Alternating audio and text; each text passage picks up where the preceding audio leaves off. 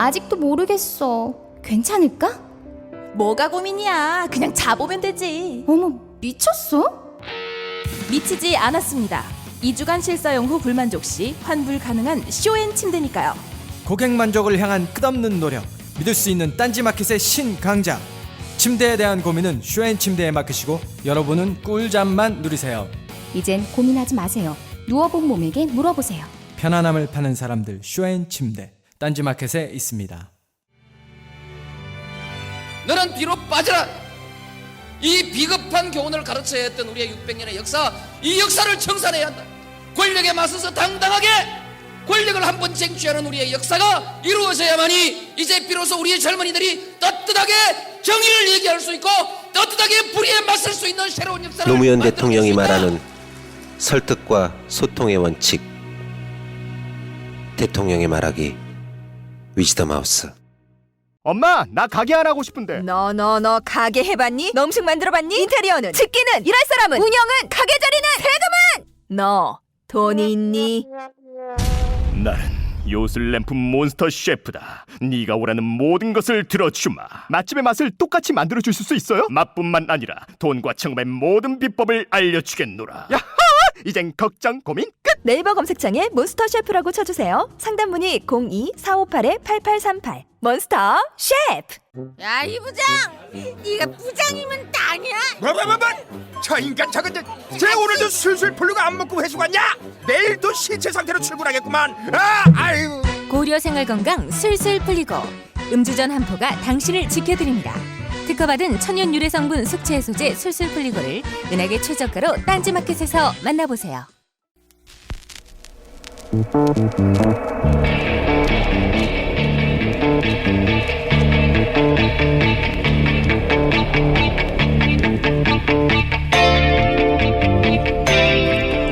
안녕하세요, 김어준입니다. 최순실 씨의 언니 최순득 씨가 김치 몇 포기 건네면 연예인들이 현금을 상납했다는 뉴스가 있었습니다. 통상 대형 게이트의 주변부에서 나오는 연예인 관련 뉴스는 신변 잡기성 가십으로 흘러서 사안의 본질을 잊게 만들 우려 때문에 경계하게 됩니다. 그런데 이번엔 좀 다릅니다. 최순실 게이트의 특징은 신변 잡기가 곧 본질입니다. 자기 이익으로 연결될 수만 있다면 아무리 사소해도 대통령을 동원해 모조리 챙기려고 했습니다. 제 생각은 그렇습니다. 최순실 씨 일가가 지난 수십 년간 축적한 최소 수천 원이 넘는다고 하는 부가 과연 정상적인 경제 활동의 결과인지, 최순실 씨가 그랬듯 아무리 하찮은 영역에서도 그 금액이 아무리 적어도 불법이 드러나는 부분마다 모조리 환수 조치해야 합니다. 식민을 겪고도 제대로 청산하지 못한 역사가 지금도 우리를 괴롭힙니다. 이 정도 사태를 겪고도 그 정도 조치도 하지 못하면 우린 원래 그 정도밖에 안 되는 사람들이 되는 겁니다. 김원준 생각이었습니다.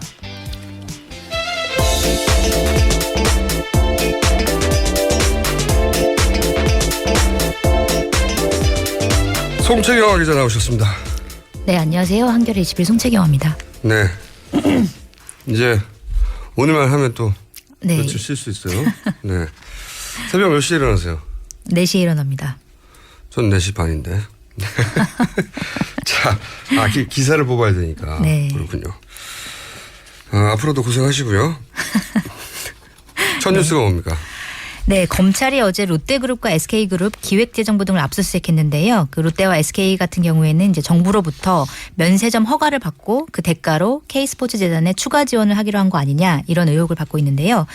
이게 이제 대가성이 입증이 되면 이제 박근혜 대통령에 대한 제3자 뇌물 혐의가 적용이 되기 때문에 검찰로서는 이제 뇌물죄 입증에 총력을 기울이는 거 아니냐, 이런 분석이 나오고 있습니다. 그 공무원이 직접 받지 않고 공무원은 힘을 쓰고 돈은 다른 사람이 받을 때 제3자 뇌물죄라고 하는 건데, 사실 검찰 수사 의지가 대단하다는 뭐 보도는 많이 있었는데 자세히 들여다보면 빈수레였어요. 실제로는. 왜냐하면 뇌물죄, 특히 중요한 뇌물죄가 적용이 안 됐고 아직은. 뇌물죄가 적용되느냐 아니냐가 검찰 수사 의지를 가늠해볼 바로미터가 되는 거죠. 첫 번째로. 네. 두 번째 바로미터는 뭐라고 보십니까? 저한테 물어보는 건가요? 네. 우병우? 퀴즈. 그렇죠. 우병우 민정수석을 제대로 수사하느냐 마느냐. 이게 네. 두 번째 바로미터였고. 세 번째는 김기춘 전 비서실장이라고 봅니다. 네. 저는. 네 번째는 문고리 3인방. 네. 왜냐하면 문고리 3인방 중에 한 사람만 사실 지금 구속돼 있거든요. 네, 정호선 전 비서관만. 나머지 두 분에 대한 굉장히 많은 보도들이 있는데도 불구하고 두 사람은 여전히 자유로운 몸입니다. 네. 피의자가 아닌 거죠, 현재서. 그리고 또 누가 있을까요? 또 누굴 해야 되는지는 여러분들이 문자로 보내주세요. 네. 갑자기 생각이 안 나서 하도 여러 사람의 이름이 동시에 떠올라서. 자, 두 번째 뉴스는요. 네, 청와대가 최순실 게이트 수사 초기에 검찰의 조사 내용을 미리 확보했다 이런 이제 정황이 나온 건데요. 아, 이게 우병우 소식입니다. 그죠? 네, 우병우 전 청와대 민정수석 등이 이제 사퇴하기 전이라서 혹시 우병우 수석이 이제 이런 것들을 다 관리를 한 게 아니냐라는 이제 의혹인데 이제 검찰이 지난 20일 법원에 제출한 안종범 전 청와대 경제조정수석의 공소장을 보면 지난 10월 22일에 그 안종범 수석의 수석 보좌관인 김아무개 씨가 그 검찰 조사를 하루 앞둔 K스포츠 재단의 김필승 이사를 만났는데요. 그때 이제 자신이 작성한 문건을 건넸는데 그 문건 내용이 뭐였냐면 바로 전날에 이제 검찰 조사 받은 사람들이 검찰 조사에서 이렇게 진술을 했다 이런 검찰 조사 진술 내용이었고 그 다음에 김필승 이사는 검찰 조사를 받을 때 이렇게 대응을 해라. 그리고 어떻게 증거 인멸을 해라. 이런 내용이 담긴 문건을 이제 건넸다고 해요. 그러니까 검찰 조사 하루 전에. 이거를 보면은 이제 검찰 수사에 대비해서 청와대에서 조직적으로 말 맞추기를 한 거 아니냐. 이런 이제 가능성이 나오는 거죠. 아이도 말도 빠르시네. 그러니까 요약하면 네. 요약하면 수사를 받으러 간 사람이 네. 하루 전에 네. 수사를 어떻게 응해라고 하는 내용의 문건을 받았다. 네. 어떻게 알고 그거가 나올 수 있는 것은 민정수석밖에 없지 않느냐. 네. 이런 거죠. 우병우 전 민정수석을 타겟으로 하는 뉴스가 또 있나요? 네, 또 있는데요. 그 최순실 씨가 검찰이 그 최순실 씨의 자택과 사무실 등을 압수수색하기 바로 전날에 그 국내에 있었던 측근들에게 증거 인멸을 지시했다. 이런 걸로 이제 보도가 나왔는데요. 그러니까 사실 압수수색 정보 같은 경우에는 이제 극비에 해당하는 정보인데 이 전날에 바로 이제 측근들에게 뭐 증거를 인멸을 한 걸로 봐서 이제 이미 청와대로부터 압수수색에 대한 정보를 들은 거 아니냐. 이제 이런 가능성이 제기가 되는 겁니다. 당연히 그렇겠죠. 아니 민간인이 압수수색하기 바로 전날 어떻게 합니까 이런 내용들을. 더군다나 네. 이때는 독일에 있을 텐데요. 네. 네, 아예 독일에서 도망 생활을 할 텐데 바로 전날 전화해가지고 여기저기 있는 컴퓨터를 폐기하고 뭐 이런 전화를 했다는 거잖아요. 네, 그래서 컴퓨터를 뭐 포맷을 하고 망치로 부수고 뭐 이렇게 증거를 없앴다고 하고요. 또 뭐 언론이 취재할 때도 계속 독일에서 최순실 씨를 결국 못 만났잖아요. 그래서 언론 취재 상황이나 이런 것들도 조금 알 수 있었던 게 아니냐 이런 추측도 나오고 있습니다. 당연히 기자들이 닥치면 바로 직전에 떠나고 네. 바로 직전에 떠나고 반복됐죠. 그리고 언론이 의혹을 제기하니까 바로 독일로 넘어갔고요. 네. 이건 기본적으로 이제 정보기관이나 사장기관들의 도움 없이는 안 되는데 그거 정보가 모이는 것이 결국은 민정수석실이니까요. 그래서 우병우 전 민정수석을 제대로 수사를 해야 한다는 겁니다. 왜냐하면 이렇게 되면 사실상 공범이잖아요. 네. 이 벌어진 게이트에. 근데 지금까지는 제대로 수사를 안 하고 있고요. 생각해보니까 정윤혜 씨도 2년 전에 물론 넘버 2에서 네. 물러난 것으로 보이지만 그 전에 일들은 따져야죠. 네, 그렇죠. 정윤혜 씨도 생각해보면 수사 대상인데 전혀 거론되지 않고 있네요. 네. 생각났습니다. 다음 수는 어떤 겁니까? 네, 박근혜 대통령이 김현웅 법무부 장관과 최재경 청와대 민정수석의 동반 사표에 대해서 입장을 밝히지 않는데 시간을 끌고 있다 이런 보도들이 계속적으로 나오고 있는데요. 이거 나름 주시 뉴스네요. 네, 어제 오전까지만 해도 그 어제 안에 그 두 사람에 대한 사표를 반려하겠다 뭐 이런 방침을 이제 결정한 걸로 이제 전해졌었는데 오후 들어 결정을 연기하겠다 이렇게 발표가 됐습니다. 그래서 이거를 두고 왜 이렇게 시간을 끄냐 이런 이제 분석이 여러 가지가 나오고 있는데 그 중에서 이제 최 수석의 사퇴 의제가 워낙 완강해서 설득하는데 시간이 좀 걸리고 있다 이런 분석도 나오고 있습니다. 그렇군요. 제가 어제 이제 관둔 이유 민정수석이 사실상 두 명이어서. 명이니까라고 한 줄로 요약했는데 이제 한 발 더 나가는 건 아니고 이건 다른 매체 캐치프레이즈군요. 저는 한 발 옆으로 가보겠습니다. 네. 한 발 옆으로 가보면 문고리 3인방에 사라졌잖아요. 네. 그리고 우병우 전 민정수석도 없잖아요. 네. 그렇죠? 최순실 씨도 없습니다. 그렇죠. 그러면 큰 공백이 생겼어요. 지근거리에서 자신을 보좌할 혹은 어려운 결정을 대리할 네. 또는 컨펌 받아야 할. 제가 보기에는 유영아 변호사가 이 모두의 역할을 포괄한 역할을 대리하고 있다고 봐요. 네. 그럴 수밖에 없지 않습니까? 그 이영훈 의원이 저희 방송에서 지지난주에 했던 얘기 중에 하나가 유영아 변호사가 문고리 3인방과 굉장히 친하다고 했거든요. 네. 그래서 뭐 술도 마신다는 얘기를 하고 다녔다. 그렇죠. 뭐 이런 얘기를 했죠.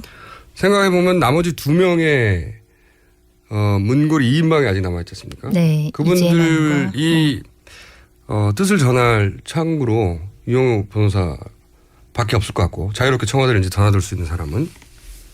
그리고 오랜 세월 지근거리에 있던 사람들 중에 청와대 출입이 자유롭고 항상 볼 수 있는 상황에 있는 사람은 유 변호사가 유일해요. 네. 그래서 저는 이분들의 역할을 일정 정도 다 포괄해서 대리하고 있다라고 저는 봅니다. 네. 첫 번째. 그것이 저는 합리적 추론이다. 왜냐하면 이때까지 평생 혼자 그런 결정을 못 해왔는데 갑자기 할 수 있게 될 리가 없지 않습니까? 그래서 최재경 변호사의 사임은 그 연장선상에서 볼 수 있는 거다. 그러니까 그 역할을 자신의 민정수석 역할까지 포함하여 네. 다 하고 있는 사람이 있기 때문에 그랬을 것이라는 게 어제 추가 설명이고 어제라서. 네. 또 한 가지는 이런 게 있었을 것 같아요. 원래 민정수석의 역할이라고 하면 사정기관들을 그게 올바른 역할은 아니지만 그래 왔죠. 사정기관들을 통제하는 역할이었단 말이죠. 네. 그렇죠? 근데 이번에 통제가 제대로 안 됐어요. 그랬죠. 뭐 피의자로 입건이 되기도 네. 했고. 그러니까 아마도 민정수석을 통해서 그 통제를 할 시도를 안 했다고는 저는 안 했다고 생각하면 그거는 네, 그렇죠. 당연히 했겠죠. 했을 텐데 네. 예를 들어서 청와대에서 원하는 정도의 통제와 최재경 민정수석이 생각하고 지금 검찰의 분위기를 봐서 가능하다고 하는 통제 그 사이에 큰 괴리가 있지 않았을까. 네. 예를 들어서 뭐 수사팀을 축소해라 라든지 뭐 이런 무리한 요구를 했는데. 그런 보도가 나왔었죠. 최재경 수석 같은 경우에는 검찰 조사 받아라 이렇게 얘기했는데 그게 받아들여지지 않았다 뭐 이런 얘기도 나왔어요. 단순히 그걸 떠나서 지금 네. 수사팀 자체에 대한 영향을 미치려고 했는데 최재경 민정수석 그건 지금 불가능한 상황이다. 뭐 이런 그런 게 있지 않았을까. 저는 한 발 옆으로 가면. 근데 그러면은 이제 이 사표를 이렇게 시간을 끌고 있는 이유는 뭐라고 보시는 거예요? 모두들 반려하라고 하는데 네. 내키지 않는 거죠. 아. 모두들 반려하라고 정상적인 상황에 정상적인 판단을 한다면 다들 한강욱 비서실장이나 누구든 간에 네. 당연히 있어야 반려하면 되죠. 안 된다. 네. 네. 왜냐하면 지금 누가 또 옵니까? 탄핵되면 민정수석 역할이 없어지는데 네. 그렇죠? 탄핵 발의되면 민정수석이 새로 와도 얼마 가지도 못해요. 그런 상황에서 누가 제가 하겠습니다 하고 나오게 사람도 없죠. 네, 할 사람이 없겠죠. 게다가 실력도 뛰어난 이 양반을 대체할 만한 사람이 없으니 당연히 바로 받아야 되는데 반려해야 되는데 박근혜 대통령은 원하지 스타일상, 않는다. 네, 스타일상 우리 스타일상 나 싫다는 사람 내가 바지가랑이를 잡아야 되겠어? 저는 이 상황이라고 봅니다. 그래서 일반적인 상식이라면 당연히 사표 반려로 가겠지만 네, 우리 박근혜 대통령의 스타일상은 안 할 수도 있다. 그렇게 생각해 봅니다. 저는. 다음 뉴스는요? 네, 대선 불출마를 선언한 김무성 전 새누리당 대표가 어제 그 안철수 전 국민의당 대표와의 연대에 대해서 가능한 일이다, 연대할 수 있다 이렇게 밝혔습니다. 아, 이거 주시 뉴스네요. 네. 네. 조금 더 해주세요. 네, 이거에 대해서 이제 박지원 국민의당 비대위원장도 물론 우리도 가능하다 이렇게 대답을 해서 그 연대 가능성, 거죠? 네, 연대 가능성이 지금 얘기가 되고 있습니다. 어제 김무성 전 대표가 비록 비아그라 뉴스에 떠내려가긴 했지만, 네, 그 불출마 선언을 했지 않습니까? 네. 네. 근데 이게 불출마 선언은 뭐랄까요, 절반의 진실이죠. 무슨 의미냐면 보통 불출마하면 뭐 은퇴하거나 더 이상 정계 은퇴하거나 더 이상 정치를 안 하겠다거나 나는 이제 모든 욕심을 내려놨다거나 그런 의미인데 대선 불출마는 대선에는 안 나갔다는 얘기죠. 네. 그리고 네. 개헌을 하겠다. 그렇죠. 개헌을 하면 대선 자체가 없어지고 총리는 가능한 거죠. 그렇죠. 네. 그러니까 평생의 꿈을 접는다는 식으로 표현했는데 평생의 꿈의 목표 직책을 바꾼 거죠. 네. 대통령에서 총리로. 예. 이렇게 추정하는 게 훨씬 더 합리적이다. 그 다음에 바로 이제 나온 얘기 때문에 더더욱 그런 거예요. 네.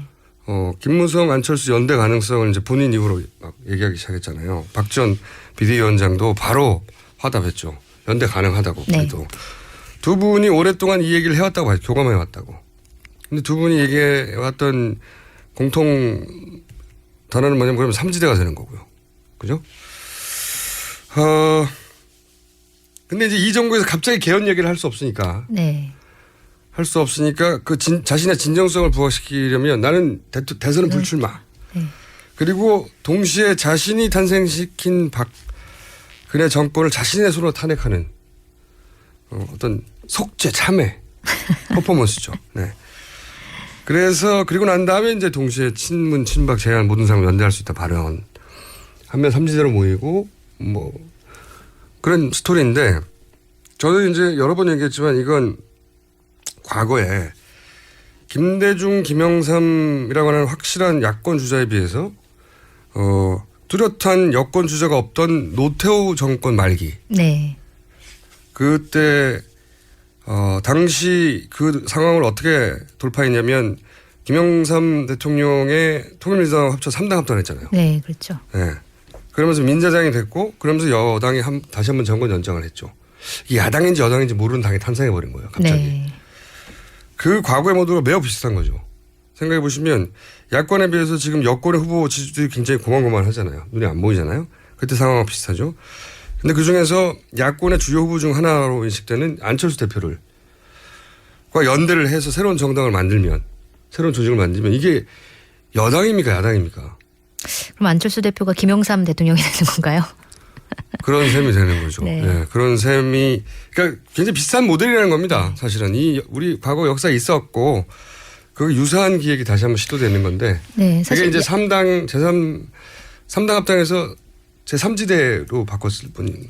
네, 사실 보면 여당이나 야당이나를 따질 때 여당에 가깝다고 봐야 되는 게 국민의당이나 아니면 새누리당이나 이념 성향을 봤을 때 보수에 가깝거든요. 그렇기 때문에 우리가 보통 얘기한 여당이 이제 보수라면 보수 지대가 되지 않을까. 아니죠. 여당이 꼭 보수라는 집권한 것이 여당인데. 그러니까 여당이 네. 야당이라는 말이 좀 약간 잘못돼서 사용되고 있는데 어쨌든 보수 세력이 될 가능성이 크다는 거죠. 제가 봤을 때는.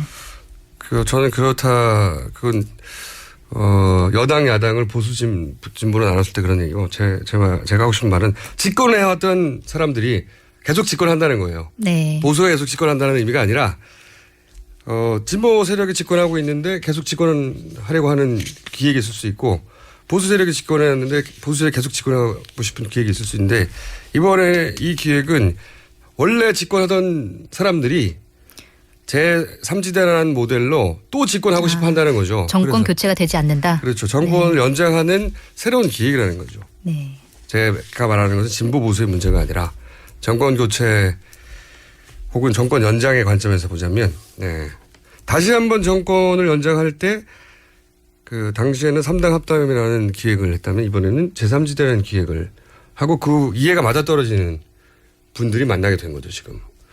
그 관점에서 이 사안을 봐야 된다. 네, 저는 그렇게 생각하고 다음 뉴스를 전해주십시오. 네, 그 최순실 씨가 사용하다 버린 서랍장에서 프로포폴을 투약할 때 통증을 줄여주는 용도로 이제 쓰이는 주사제가 발견됐다 이런 보도가 나왔습니다.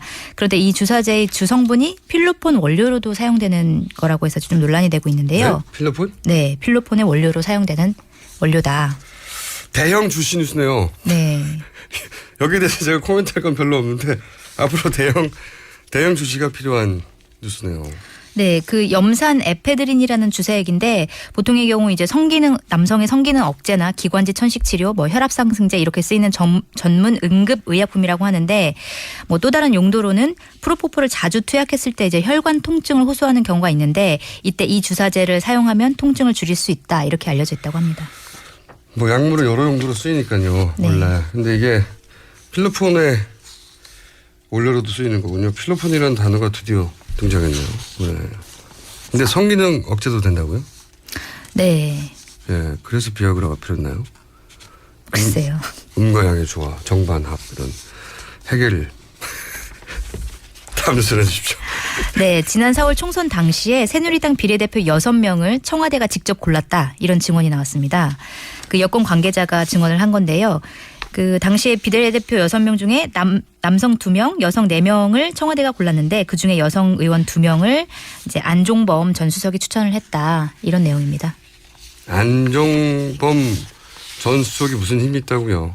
안종범 전 수석과 항상 세트로 등장하는 이름이 최순실 씨니까 네. 청와대가 낙점했다는 건 최순실 씨가 올랐다고 추정하는 게 훨씬 더 합리적이죠. 그렇죠. 네. 네, 안종범 수석이 무슨 힘이 있다고 국회의원 2명을 탄생시킵니까? 뭐 직접.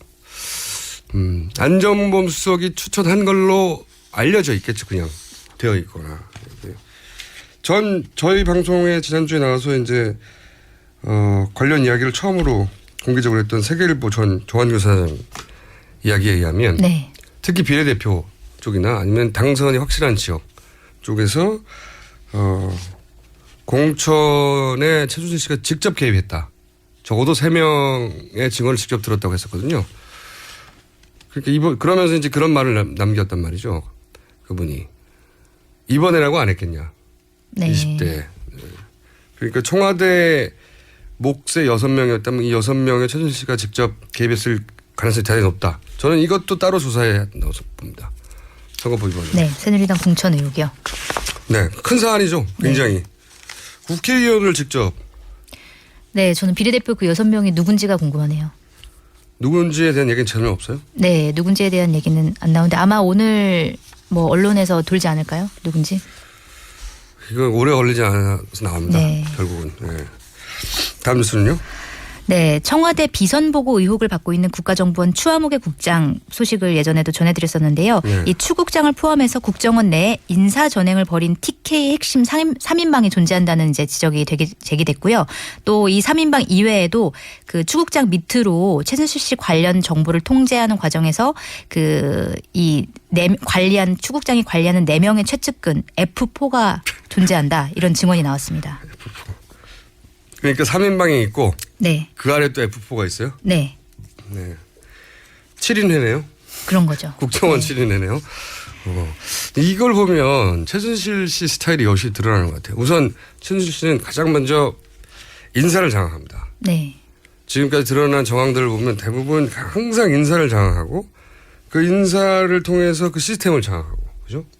그 시스템에서 필요한 법률들을 만든,거나 절차들을 만든 다음에 그걸 오로지 자기 이익을 그렇죠. 위한 방향으로 깔때기를 네. 돼서 그런 다음에 그 이익을 자기 혼자 다 먹어요.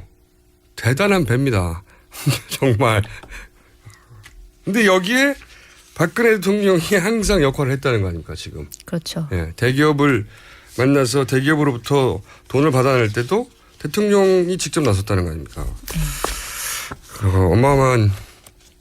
그래서 저는 국정에도 이 정도가 있었다면 우리가 이해할 수 없는 정책들 진행된 것 중에 국정교과서도 있어요. 우리가 네, 그렇죠. 잠시 후에 인터뷰할 텐데 그렇다면 뭐 교육부나 교육 관련 부처에도 그런 사람이 있다고 상정하는 게 합리적인 추론이니까 따져봐야 된다는 거죠. 다. 네. 어느 부처에 없었겠냐. 국정원에도 지금 몇 명이요? 7명인데 가장 은밀한 기관에도 다 따져봐야 될 것 같아요. 다음 뉴스 전해주십시오. 네, 박근혜 대통령이 대선 후보 이전까지 강남의 한국문화재단을 사실상 비선조직으로 운영해왔다 이런 보도가 이제 어제 나왔었는데요. 처음 뉴스네요. 네, 네, 뭐 그때 17년간 운전했었던 운전기사 얘기로도 뭐 강남에 사무실을 운영했다. 이 사무실이 이제 이 한국문화재단과 같은 건물이다 이런 보도였는데, 네, 박근혜 대통령의 국회의원 시절 정치자금 사용 내용을 분석해 봤더니 후원금의 상당액이 바로 이 한국문화재단 근처에서 집중적으로 사용됐더라. 이런 의혹이 이제 이런 사실이 보도가 된 거고 또 이걸로 봤을 때 한국문화재단이 박 대통령의 정치 후원금을 재단 운영비 등으로 전용한 거 아니겠느냐 이런 가능성도 나오고 있습니다. 그렇군요. 만약에 그랬다면 이제 정치자금법 위반이 되는 거죠. 아니 뭐 그 정도 위반은 가볍게 보이네요. 이제는 그냥 그랬었구나 하는 호기심이 풀리는 정도. 네. 뭐랄까요? 이 최순실 씨 관련 뉴스는 왜 우리가 흔히 까도 계속 나온다고 그럴 때 양파 같은 네. 거잖아요. 저는 근데 최순실 사태는 양파라고 하면 안 된다고 봅니다. 왜냐하면 양파 까봐야 껍질 얼마나 된다고요. 10번 정도 까면 다 없어져요. 그럼 뭔가요? 그러니까 새로운 작물이 필요해요. 제가 10번 까면 다 없어지는데 이건 100겹 정도 지금 했는데도 계속 나오지 않습니까? 사건들이. 채소, 과일, 야채 중에 새로운 우들이 필요하다. 양배추가 좀 낫잖아요. 양배추가 아니 양파보다 이게 100g 수박씨 정도 돼야 되는데 네. 수박씨 사건. 네. 이건 너무 뉘앙스가 긍정적이잖아요. 그러니까 좀 새로운 아이디어를 주십시오. 뭐라고 불러야 될지. 너무 계속 나와요. 하나 정도 더 할 수 있을 것 같은데. 네, 오늘 제가 발음이 세거든요. 그러니까 빨리 하나만 해주세요. 네, 오늘 12월부터 각 가정 전기요금이 평균 11%가량 싸질 전망인데요. 그 산업통상자원부가 어제 전기요금 체계 개편 방안을 이제 발표를 했는데 뭐 3가지 방안을 발표했는데 그중에서 공통적인 게 누진 구간을 6단계에서 3단계로 줄이고 또 누진율은 원래 11.7배였는데 그거를 3배로 바꾼다. 이렇게 이제 바꿨다고 하고요. 이렇게 되면은 이제 도시 4인 가구가 스탠드 에어컨을 틀었을 때 하루 8시간씩 틀었다고 했을 때 지금은 한 36만 원 정도가 나오는데 앞으로는 15만 원에서 19만 원대로 나올 것이다. 이런 이제 예상이 나오고 있습니다. 그렇군요. 웬일입니까? 나라가 정상이 되려고 하나. 오늘 여기까지 하겠습니다. 감사합니다. 네, 감사합니다. 송채경화 기자였습니다.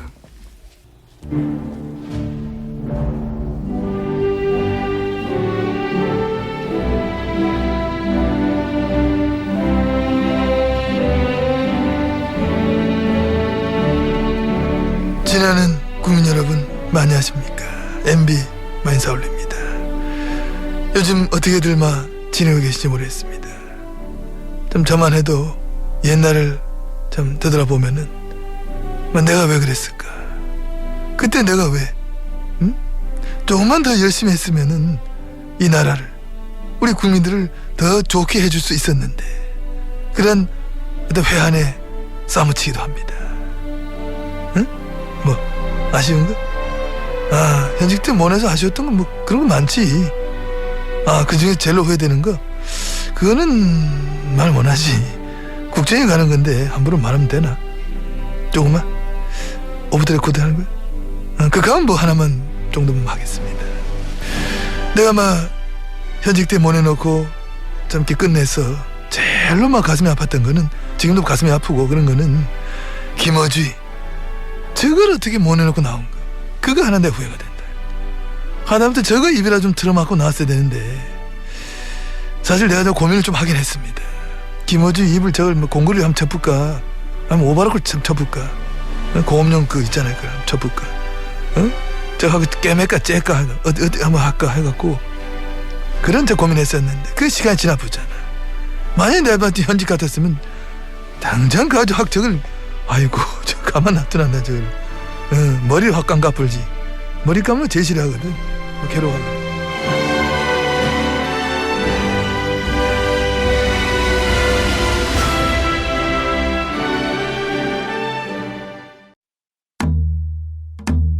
태산이 높다 하되 하늘 아래 매이로다. 오르고 또 오르면 못 오를 리 없건만은 사람이 제 안이 오르고 뇌만 높다 하나니. 영어가 어려운들 하늘 아래 말이로다. 백일 좀 삼 듣고도 들으면 안 들으리 없건만은 사람이 제 아니 듣고 영어 탐만 하나니. 한국 최고의 외국어 라디오 방송 TBS EFM 101.3 Korea's #1 foreign language station, TBS EFM 101.3.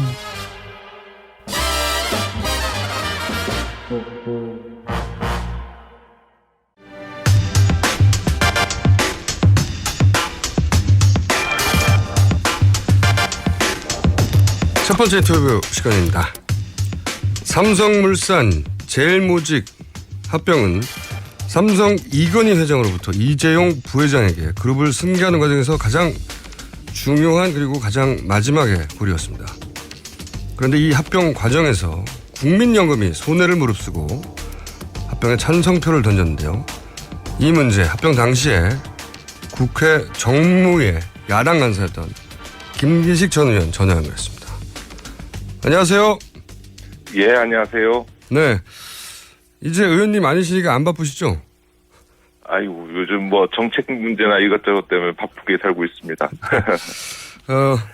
요 일이 있었던 데가 작년 5월인데 당시 야당 간사셨기 때문에 제가 연결해서 여쭤보려고 하는데 이 삼성 문제는 국회의원 되시기 전에 참여연대 시절부터 꾸준히 문제 제기를 해오셨기 때문에 전문가시기도 하실 텐데. 그렇죠. 그러니까 이재용 부회장에게 재산이 승계됐던 이제 에버랜드 CB 전환사채 발행 때부터 그게 90년대 후반인데요. 지난 20년 동안 이재용 부회장으로의 재산 승계, 경영권 승계 과정을 쭉 모니터링하고 또 문제점을 지적해 왔었습니다. 그 끝마무리가 사실 이 삼성물산과 제일모직의 합병 아니겠습니까? 네. 그렇습니다. 이제 그 제일모직과 삼성물산 간의 합병을 통해서 삼성그룹 전체에 대한 특히 가장 중요한 삼성전자에 대한 이재용 부회장의 지배권이 거의 확립돼 가고 있다고 볼 수 있습니다. 그렇죠. 그래서 20년간 감시해 왔는데 결국은 삼성 그때로 됐습니다. 이게 결과적으로는. 네네네. 예. 당시를 그러면 좀 천천히 되짚어 보면 삼성물산과 제일모직의 합병이 시장 원칙에 어긋난다. 이재용 부회장에게 그룹을 물려주려고 무리한 합병을 한다. 이런 얘기는 당시에도 많지 않았습니까? 그렇습니다. 그 당시에 이제 지금 제일모직 옛날 에버랜드라 그랬죠. 거기에 지금 이재용 부회장, 이부진, 이서진 등 그 삼성 총수 일가의 지분이 다 몰려 있고 삼성물산에는 사실은 지분이 별로 없거든요. 그런 점에서는 이재용 부회장 입장에서 보면 제일모직에게 유리하게 합병 비율이 책정되는 게 훨씬 더 도움이 되는 거죠. 그래서 실제로 1대 0.35 다시 말해서 에버랜드 주식 하나에 삼성물산 주식을 0.35로 취급해주는 형태로 이 합병 비율이 정해졌는데 국민연금 이 공단 내부적으로도 이 합병 비율이 삼성물산에게 너무나 불리하게 책정돼 있고 최소한 1대 0.35가 아니라 최소한 1대 0.46은 돼야 된다. 그래서 만약에 이대로 합병되면 당시 시점에도 국민연금이 한 3,500억 정도 손실을 본다라고 내부에서 이미 분석을 다 해놓고 그래놓고도 찬성을 하는 이런 짓을 한 것이고요. 두 번째로 공교롭게도 당시 이제 2015년 7월 달에 이 삼성물산의 합병 주총이 있었는데 그 한 달 전인 2015년도 6월 달에 똑같은 성격의 합병이 있었습니다. 다시 말해서 SK 최태원 회장이 지분을 많이 갖고 있는 SK CNC하고 SK 주식회사 간의 합병이 있었는데 이때도 최태원 회장이 지분을 많이 갖고 있는 SK CNC의 유리하게 합병 비율이 책정됐다고 해가지고 문제가 됐어요. 그런데 그때는 국민연금이 의결권 행사 전문위원회를 거쳐서 반대 표결을 했습니다. 그런데 그러고 나서 한 달 뒤에 삼성은 갑자기 입장을 바꿔서 찬성 표결을 하는데 그때 만약에 똑같이 SK처럼 의결권 행사 전문위원회에다가 그거를 결정해달라고 하면 당연히 의결권 행사 전문위원들은 한 달 전에 SK를 반대했었으니까 똑같은 합병에 대해서 합병 비율을 문제를 갖고 반대할 게 뻔하니까 아예 그 의결권 행사 전문위원회를 거치지 않고 그냥 홍한선 본부장이 내부 회의를 통해서 찬성을 하는 걸로 결정을 했기 때문에 이거는 명백히 삼성을 위해서 특히 어떤 배경이었는지 그 당시에는 다 밝혀내지 못했습니다만 특혜성 조치를 한 거다라는 걸 이제 작년 제가 국정감사 때 지적을 하셨죠. 지적을 했던 거죠. 네. 그때는 물론 뒤에 최순실 씨가 있다는 건 아무도 몰랐지만 그 거래 합병 자체에 국민연금이 오케이를 했다는 자체가 말이 안 되니까 그때 문제를 지적하셨던 걸로. 그렇죠. 그건 이제 사실은 뭐 제가 어떻게 알았겠습니까? 그런 이제 당시에 사실은 이제 내부 제보가 저한테도 왔었고요. 그래서 특히 이 삼성의 경우에는 이제 이 문제가 총수 일가의 지배권 문제였기 때문에 뭐 최대 현안이었겠어. 정치권을 상대로 한 뭐 전방위적인 로비가 있었고요. 그래서 실제로 국민연금의 그런 의사결정 과정에는 정부의 압력이 있었다라고 하는 이제 이런 제보도 저한테 들어왔었고, 근데 이제 더더군다나 그 주총이 있기 직전에 이재용 부회장이 직접 이 홍한성 본부장을 만나서 설득하는 이런 과정들을 거치게 됩니다. 그러니까 하나 주목할 것은 우리 청취자들께서 보시면 이재용 부회장이 장관을 만났다라는 기사 보신 적 있나요? 네네네. 아마 없을 겁니다. 왜냐하면 사실 이재용 부회장은 젊은 나이긴 하지만 이 삼성그룹의 그 실질적 오너가 된 다음에 대통령 행사 외에는 장관도 거의 안 만나거든요. 네네. 그런데 국민연금 기금운용본부장은 공단의 일개 이사입니다. 그런데 이재용 부회장이 무슨 밑에 사장을 보내는 게 아니고 직접 만났습니다. 그 얘기는 무슨 얘기냐면 그 사안이 얼마나 본인에게 절박한 사안이었는지를 잘 보여주는 거거든요. 그러니까 그 국민연금의 찬성을 이끌어내기 위해서라면 무엇이든지 할 수 있는 그런 상황이었던 거죠. 왜냐하면 그 당시에 이 주총이 합의가 되려면 주주 3분의 2의 동의가 필요한 특별결의 요건인데 외국인 지주 30%가 이미 반대하고 있었기 때문에 당시 삼성물산의 주식 11%를 갖고 있는 국민연금이 반대하면 무조건 이건 부결된다는 걸 삼성이 너무 잘 알고 있었던 거죠. 결국은 국민연금을 설득하는 것이 이 합병을 성사시키는 것이고 그걸 통해서 이재용 부회장의 삼성전자에 대한 지배권이 확립되는 데 있어 사활이 걸린 문제였기 때문에 청와대, 정치권, 뭐 정부, 뭐 로비가 들어가고 본인도 직접 나설 정도의 사안이었다는 것입니다. 그리고 말씀하신 도중에 생각났는데 그때 어떤 이야기도 있었냐면 삼성물산의 주가를 떨어뜨려야 되지 않습니까? 그래서 삼성물산의 주가를 떨어뜨려야 재벌 총수 이재용 부회장한테는 유리하니까 당시 건설 경기가 화랑이었는데도 불구하고 삼성물산이 일부러 사업을 안 해서 건설 실적이 떨어뜨렸다. 그 실적이 다른 업체들은 한참 올라가는 상황에서도 실적이 전년 대비 한참 떨어졌었다. 이런 지적이 있었던 걸로 기억합니다. 그렇습니다. 맞습니다. 지금 이제 삼성물산과의 합병이 추진한 거는 삼성전자에 대한 그 지분을 에버랜드, 다시 말해 제일모직은 갖고 있지 않고 삼성물산이 갖고 있기 때문에 제일모직을 소유하고 있는 이재용 부회장 입장에서는 삼성물산과 합병을 해야만 이제 삼성전자를 지배하게 되거든요. 삼성전자를 또 지배해야 삼성 전체를 지배하고요. 그렇죠. 그런데 이제 그 삼성물산과의 합병을 하는 데 있어 본인에게 유리함을 내면은 이 제일모직의 주가는 많이 올려놓고 삼성물산의 주가가 낮으면 낮을수록 합병 비율이 자기한테 유리할 거 아니겠습니까? 그래서 이제 이거는 이제 몇 년 전부터 추진돼 왔던 계획이었는데 그래서 이 몇 년 전부터 주가 추이를 쭉 보게 되면 말씀하셨던 것처럼 다른 건설 쪽이 2008년도 리만 이후에 실적이 안 좋다가 다 대체로 이렇게 좋아지고 있는데 삼성물산만 이상하게 주가가 안 오르는 거예요.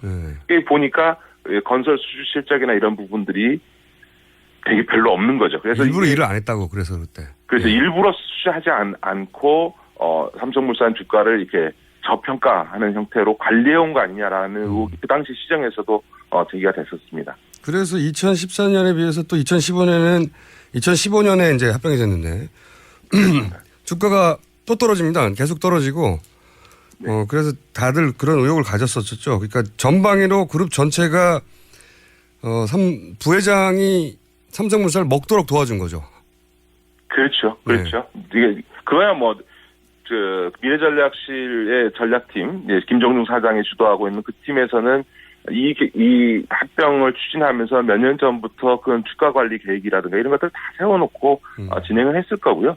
무엇보다 이번에 제기된 것처럼 그 물산과의 합병 과정에서 국내 기관타 투자자들이 찬성하도록 그 삼성에서 로비하고 압박했던 것도 지금 이제 다 드러나고 있지 않습니까? 그게 가능한 이유가 이 자산 운영업을 하는 쪽에서는 보험회사라고 하는 게 갑 중에 갑인데 네. 우리나라 보험사 중에 제일 큰 게 삼성생명이잖아요. 그렇죠. 그러니까 여기서 이제 만약에 찬성 안 하면 지금 너희한테 위탁시킨 자금 다 빼겠다.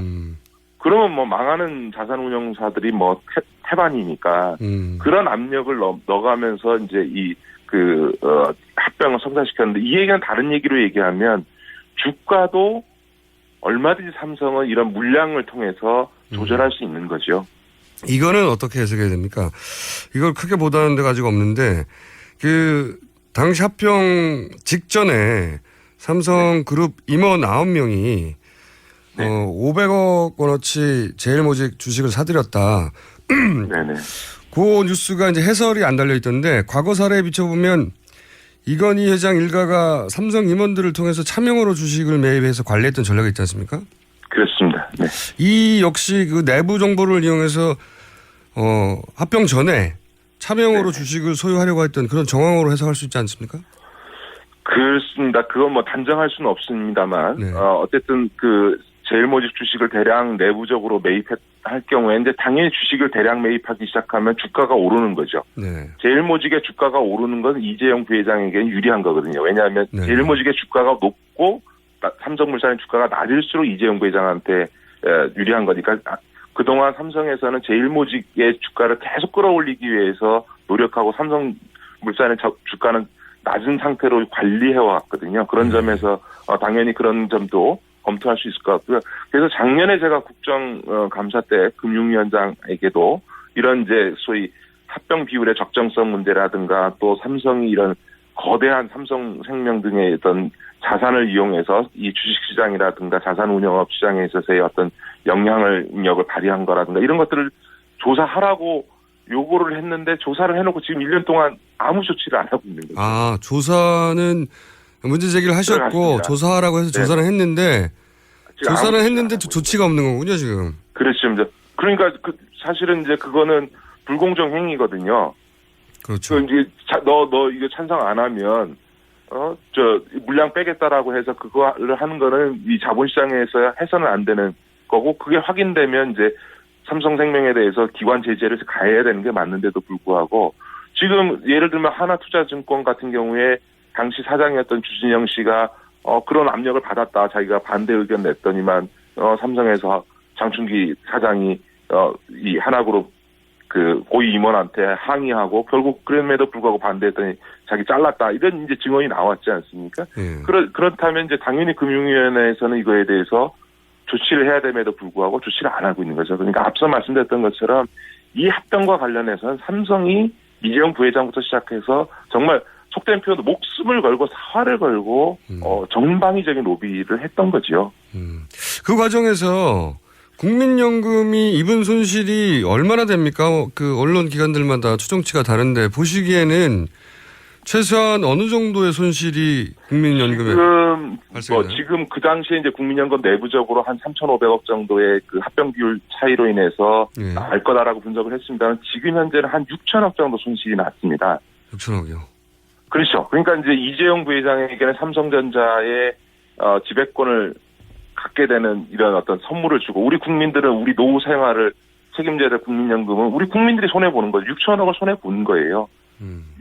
이런 부정의한 일을 했다는 것 때문에 국민연금의 당시 책임자들에 대한 엄정한 조사와 사업 처리도 필요하고 그걸 그렇게 만들어낸 삼성 측의 로비 아마 이런 정도의 사안이면 청와대나 정권의 실세의 어떤 결정 없이 국민연금이 이걸 한 달 전에 SK는 반대해놓고 한 달 뒤에 더군다나 의결 행사 전문위원회 심사를 반대할 걸 뻔히 아니까 아예 생략해버리고 그냥 독단적으로 찬성 결정해보는 일을 홍한선 본부장이 독단적으로 할 수는 없는 거죠. 그렇죠. 몇 천억 지시를 받은 거죠. 예, 몇 천억 손해를 감수하면서까지 한다는 건 도저히 말이 안 되니까요.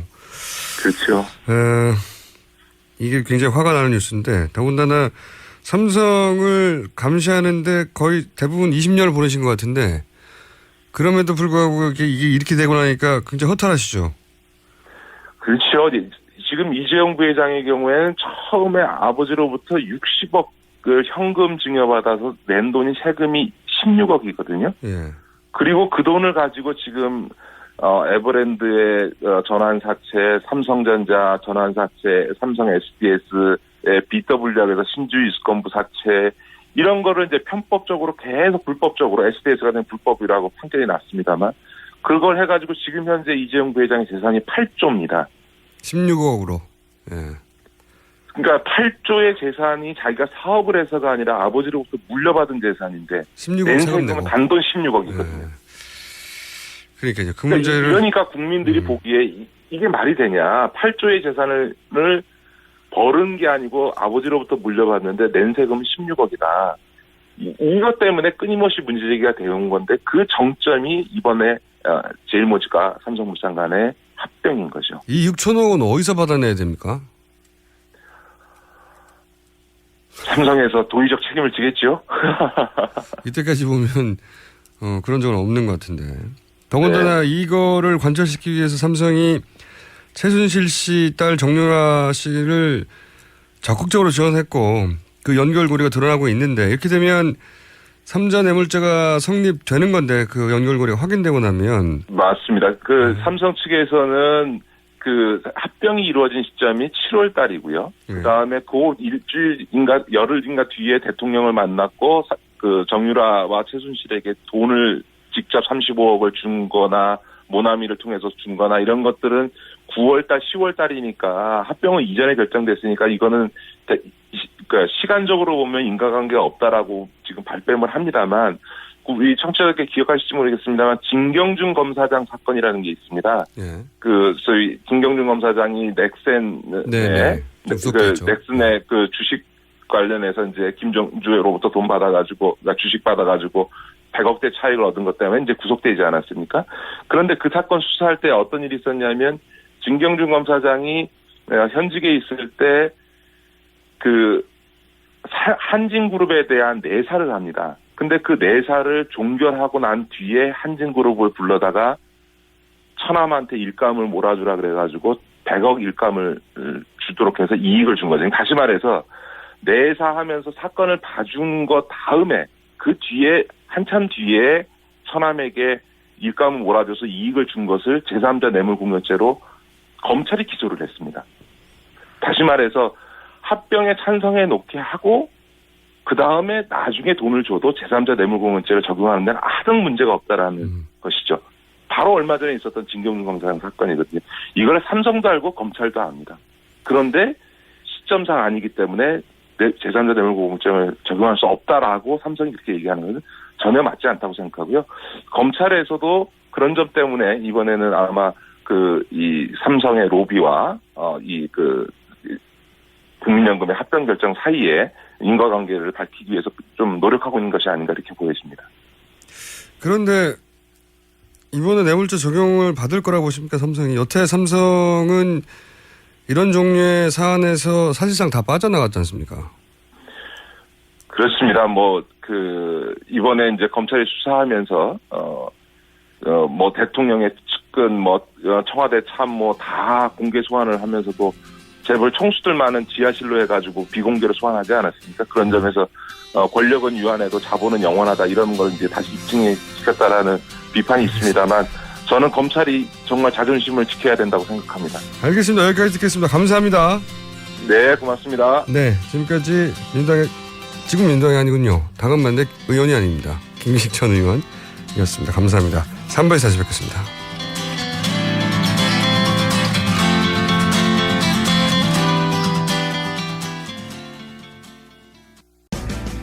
우리 동네에서 일어나고 있는 다양한 소식들을 전하고 모두가 마을을 활용할 수 있도록 도와드리겠습니다. 제가 인터뷰한 결과에 의하면 면목동 지금 우리가 미디어번 주변에도 거의 다 배발. 동네 얘기, 친구 얘기, 세상 돌아가는 이야기 모두 나눌 수 있는 마을미디어 팟캐스트. 마을미디어 팟캐스트 참여 방법은 검색창에 서울 마을미디어 지원센터를 검색하시거나 전화 02-3141-6390, 3141-6390으로 연락 주시면 됩니다. 여성 여러분, 골반이 삐딱하면 허리가 아파요. 아랫배가 나와요. 골반이 바로 서야 건강도 아름다움도 바로 섭니다. 바디로직을 입으세요. 토크밴드의 입체적인 탄력이 틀어진 골반을 바로잡습니다. 간편하고 확실한 골반 교정 타이즈 바디로직. 삐딱한 남성 골반에도 역시 바디로직. 바디로직의 효과를 못 느끼셨다면 100% 환불해드립니다. 자세한 환불 조건은 홈페이지를 참조하세요.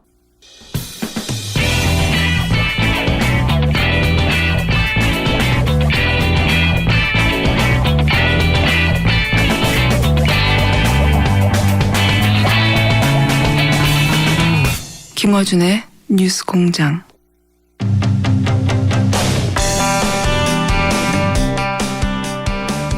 어제 열린 전국 시도교육감 협의회에서 이재정 경기도교육감은 국정교과서에 대해서 협조하지 않겠다고 했습니다. 이 문제 짚어보도록 하겠습니다. 이재정 교육감 전화 연결되어 있습니다. 안녕하세요. 네, 안녕하세요. 네, 국정교과서 문제가 1년 전에 아주 크게 불거졌는데 시간이 좀 지났으니까 잠깐 되짚어보자면은 정부가 국정교과서를 몰래 비밀 TF를 만들어서 진행하다가 작년 10월이었나요? 그때 들켰지 않습니까? 작년 10월에 공식적으로 발표를 했죠, 교육부가. 네, 네, 발표를 하고 TF팀도 그때 발각이 됐죠. 몰래 하다가. 네, 그렇습니다. 그렇습니다. 네. 몰래 하다가 발각났죠. 예. 그리고 또 기억을 되돌이켜보면 지필진 중에는 한국사를 가르친 지 9개월밖에 안 됐던 원래 상업교사도 선정되고, 그리고 다른 분들은 아예 공개도 안 됐죠. 전혀 안 됐죠. 네. 또 기억을 되돌려보면 교과서 국정화 이의 신청 받는다고 해놓고, 이 사건이 가장 웃겼던 것 같은데, 홈페이지 이메일 전화도 안 받고 우편 팩스로만 받는다고 했는데 그 딱 한 대 있는 팩스도 아예 꺼놔서 아예 처음부터 이의 신청을 받을 생각이 없었던 걸로 드러났었던 걸로 제가 기억하는데. 네, 그렇습니다. 맞습니다. 네. 이렇게 깜깜하게 작업을 한 것이 아마 정부 역사의 처음일 거예요. 그러게 말입니다. 네, 제가 전에 통일부 장관할 때 예를 들면 남북 정상회담 같은 경우도 네. 이렇게까지 깜깜하게 막아놓고 한 적이 없거든요. 예, 남북 정상회담보다 비밀리에 진행됐는데. 네. 근데 이제 최근에 교육부가 내용 공개하라는 이제 행정소송에 패소를 해서 다음 주 월요일 날 국정교과서 현장 검토본을 공개한다고 했는데, 그렇다는 얘기는 교육부 방침은 여전히 국정교과서 정책 그대로 강행한다 이런 거죠. 그렇습니다. 네. 지금 아무리 재판에 의해서 이 지필진 공개 안 한 것은 위법이다 이렇게 얘기한다 해서 지금 발표한다고 해도 네. 정당성을 가질 수 있는 건 아니잖아요.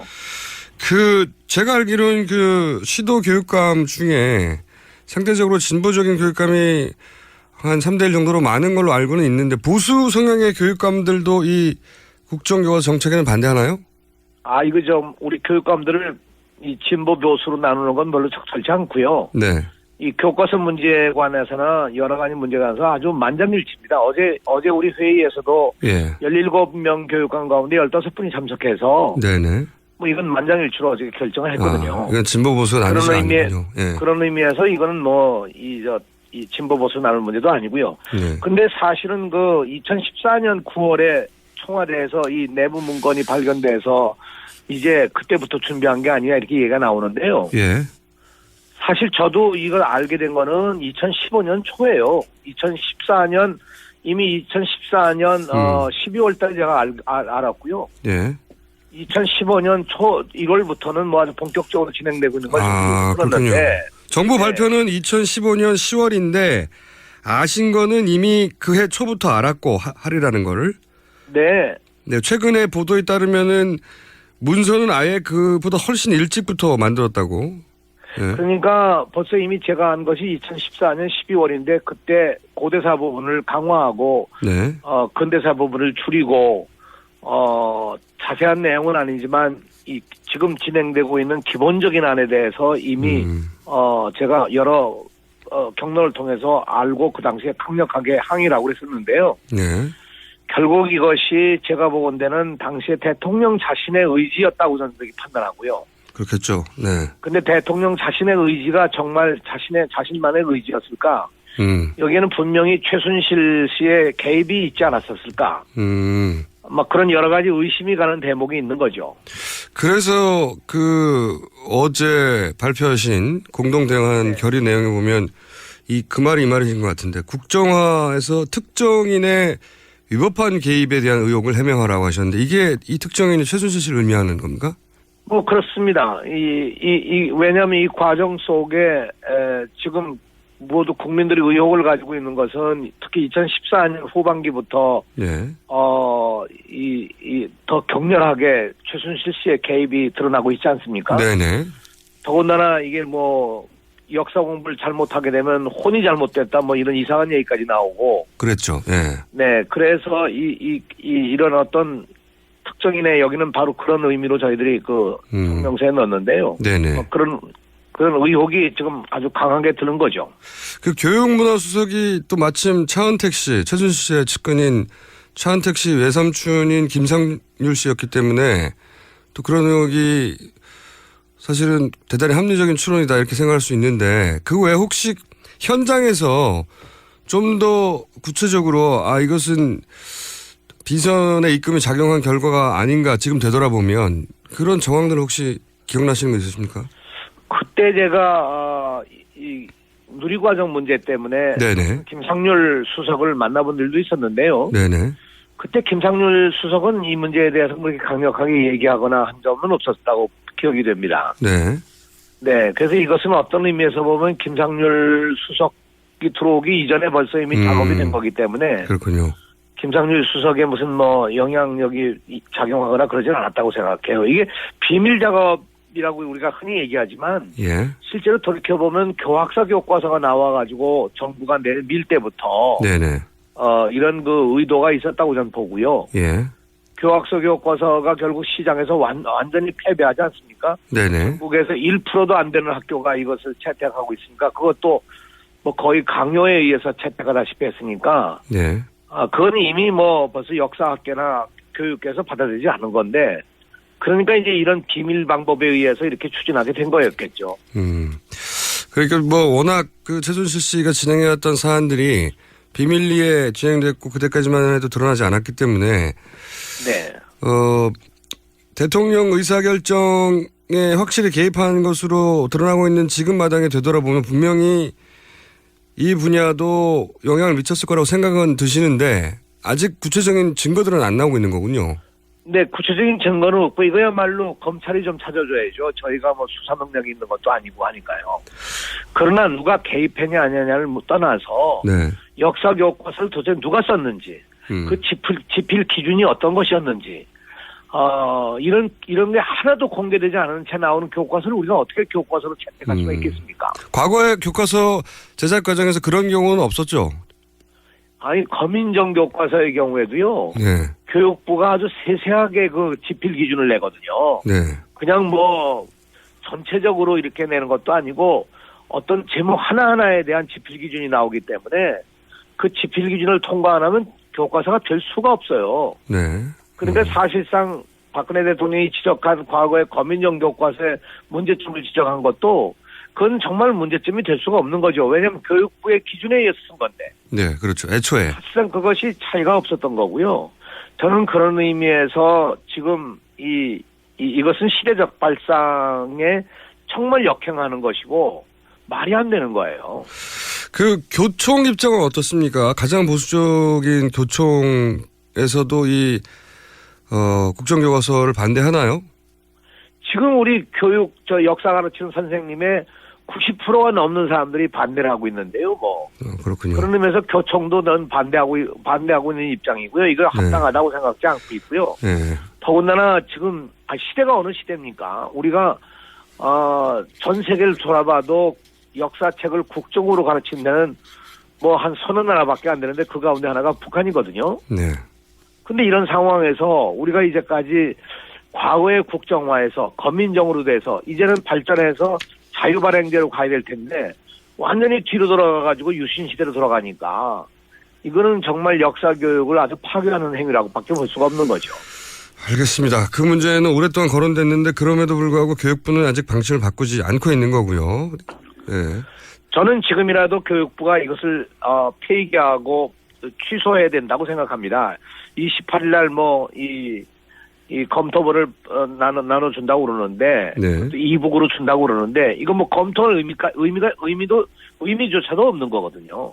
그런데 이제 교과서 문제에 있어서는 교육부가 방침을 변경하지 않으면 실제 달리 방법이 없지 않습니까? 어떻게 이 문제를 해결하나요? 그것은 뭐 교학사 교과서를 물리친 것처럼 네. 전체 가는 학교와 교사들이 반대하면 뭐 정부도 어쩔 수가 없지 않겠습니까? 다만 우리는 이제 이것이 혹시 시험이라든가 이런데 학생들에게 피해가 갈 것이 있다고 그러면 네. 그런 것을 어떻게 보완할 수 있는 방안은 저희들이 찾아보도록 하겠습니다만 하여튼 학교 현장에서 이 국정교과서를 쓰는 일은 없으리라고 저는 생각합니다. 근데 검정교과서 체계에서 교학사의 사례는 뭐 다른 교과서를 채택해 버리면 되는데 지금은 국정교과서 단 한 종으로 정부에서 내놓으면 예를 들어서 중학교의 역사를 1학년부터 가르치는데 그 교과서가 검정체제가 아니기 때문에 교과서 하나가 달랑되는 건지 않습니까? 그럼 어떻게 해야 되죠? 그렇죠. 지금 이제 그런 이제 교육부의 그 차관의 고시에 의해서 이것도 되거든요. 네. 무슨 뭐 국무회의의 의결도 아니고 국회 토의 사항도 아니에요. 예. 그런 의미에서 저는 헌법상의 교육의 정신 또 교육법상에 나와 있는 교과 과정의 운영에 관한 학교의 어떤 권한 이런 것들을 생각한다면 지금 국정화 교과서 방침이란 건 전혀 맞지 않는 얘기고요. 예. 아니 생각해 보십시오. 아니 교육부 차관의 일방적인 고시에 의해서 교과서가 이렇게 만들어진다면 그 교육이 어떻게 이 민주주의 국가에서 참다운 교육이라고 할 수 있겠습니까? 이렇게 강행한 목적은 뭐 세간에서는 흔히 가족사를 미화하기 위한 거다. 구체적으로 아버지를 미화하기 위한 거다. 뭐 이런 얘기들 많이 있는데 이 교과서를 정부가 포기하지 않는다면 그러면 일부에서는 이제 중학교 1학년이 아니라 역사를 2학년부터 가르치는 방식으로 거부하겠다. 이런 얘기도 나오는 거 아는데 저희가 어떤 대안을 만들어내냐는 것은 이제 저희 어저께 회의 끝나고 나서 회의에서 얘기가 나왔습니다만 네. 학생들에게 피해가 가지 않고 올바른 교육을 하기 위해서 어떤 대안이 필요하냐 예. 어떤 대처가 필요하냐 만일 교육부가 강행했을 때 네. 그런 어떤 대책을 위한 TF를 지금 구성해서요. 네. 조속한 시일에 방안을 만들어내겠습니다. 다만 제가 지금 드리고 싶은 말씀은 이렇게 강행한다고 하는 것이 결코 현장에서 받아들이지 않을 거고요. 네, 그건 그렇게 가야 옳다고 생각을 합니다. 자발적으로 그 전국 중학교 3천여 개 중에 자발적으로 역사를 2학년부터 가르치는 방식으로 대처하겠다고 하는 중학교들도 있고 보니까. 네. 네. 대금 납부를 하지 않겠다. 이 국정교과서는 각자 개인이 구매해야 하나 보죠, 지금? 아니요, 국정교과서의 경우, 중학교의 경우는요, 의무교육이기 때문에. 고등학교. 우리 예산에서 사가지고 학생들에게 나눠주는 거죠. 그렇군요. 네, 고등학교는 개별 구입을 해야 됩니다만. 요 얘기는 고등학생들, 일부 교육청에서는 아예 대금 납부를 안 하겠다. 이런 주장을 하는 것도 있고요. 그렇군요. 고등학교에서는 아마 이 교과서 구입을 거부하는 학교들도 있으리라고 생각을 합니다. 학생들 쪽에서 그런 거부 운동이 일어나게 되면 정부로서도 어떻게 막을 길이 없는 거죠. 그 지난해 검정 교과서를 물려받아서 그걸로 배우겠다는 학교도 있다고 하던데. 지금 이제 교과서를 아시다시피 국정교과서를 이렇게 만든다고 그러니까 검인정 교과서를 다시 인쇄해서 책을 만들어내야 되는데 출판사가 이제 이걸 판매가 막히지 않겠냐 해서 지금 제작을 하고 있지 않은 상황이죠. 그러니까 사실상 검인정 교과서 쓰려면 선배들이 쓰는 책을 물려받거나 하는 건데 또 만일 필요하다 그러면요. 출판사로서는 뭐 며칠 내에 금방 또 책도 만들어낼 수 있을 겁니다. 그래서 뭐 그렇게 큰 걱정은 할 필요가 없을 거고요. 그렇군요. 그러니까 지금 뭐 교총이든 전교조든 시도교육감도 진보든 보수든 교육계에서는 다 일관되게 반대하는 거군요. 이게 교육부만 하고자 하는 거군요. 이게 역사 교과서만이 아니고 교육 자체를 파괴하는 거거든요. 그래서 국가 권력이 개입해서 국가 권력의 입맛에 맞는 그런 교과서를 써가지고 국민들을 교육을 시키겠다. 이것은 정말 뭐 유신 시대를 넘어서서 과거 히틀러 시대나 있었던 일이지. 이런 정책이라는 건 정말 교육부가 절대로 취해서는 안 될 일이고요. 이건 교육부가 스스로 교육부의 위치를 포기하는 행위라고 저는 그렇게 생각하기 때문에 반드시 교육부가 이 정책은 거둬들여야 한다고 생각해요. 알겠습니다. 이게 교육부가 걷어들일 방법이 법적으로도 있는 거죠? 아니 이제 뭐 사실 생각해 보세요. 지금 뭐 이 대통령이 피의자로 지금 더나 뇌물죄까지도 해서 이 입건이 돼 있는 그런 상황에 더구나 탄핵을 하겠다고 국회가 지금 뭐 막 저렇게 나오고 있는 상황에서 이미 식물 대통령이 되어 있는 상황에 대통령의 정책을 그대로 이어간다는 것은 의미가 없지 않겠습니까? 더구나 부적절한 과정을 통해서 적절한 조치에 의한 것도 아니고 도무지 이제까지 어떤 정부의 정책도 이렇게 깜깜하게 아무것도 알려주지 않은 채 밀실에서 작업을 해서 이 교과서라고 딱 내놓는 적이 언제 있었습니까? 이런 과정과 절차도 무시한 이런 그 정책은 반드시 폐기가 되죠. 알겠습니다. 근데 빨리 결정해줘야지. 이제 곧 학기가 열리는데 새로운 학기가요. 그렇습니다. 그래서 네. 저희는 뭐 전국교육감협의회에서는 할 수 있는 모든 방안을 강구해서 이것을 막아나가도록 최선의 노력을 다하겠습니다. 알겠습니다. 그 TF 구성되고 구체적으로 어떤 대처 방안이 나오는지 결정되고 나면 저희가 다시 한번 연결하겠습니다. 네, 네 그렇게 하겠습니다. 네, 오늘 말씀 감사합니다. 네, 안녕히 계십시오. 네, 지금까지 시도 교육감협의회 회장을 맡고 있는 이재정 경기교육감이었습니다.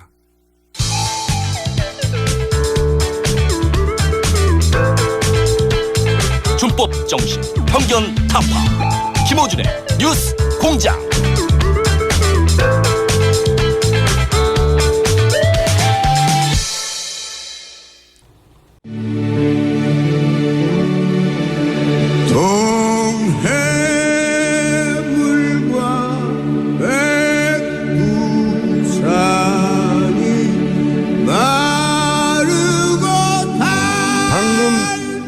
들으신 그리고 지금도 듣고 계신 애국가는 지난 19일 집회에서 불려진 겁니다. 크게 화제가 됐고 이 애국가 영상은 유튜브에서 100만 번 이상 조회가 됐는데요. 이 노래를 부른 가수 전인권 씨를 연결해보겠습니다.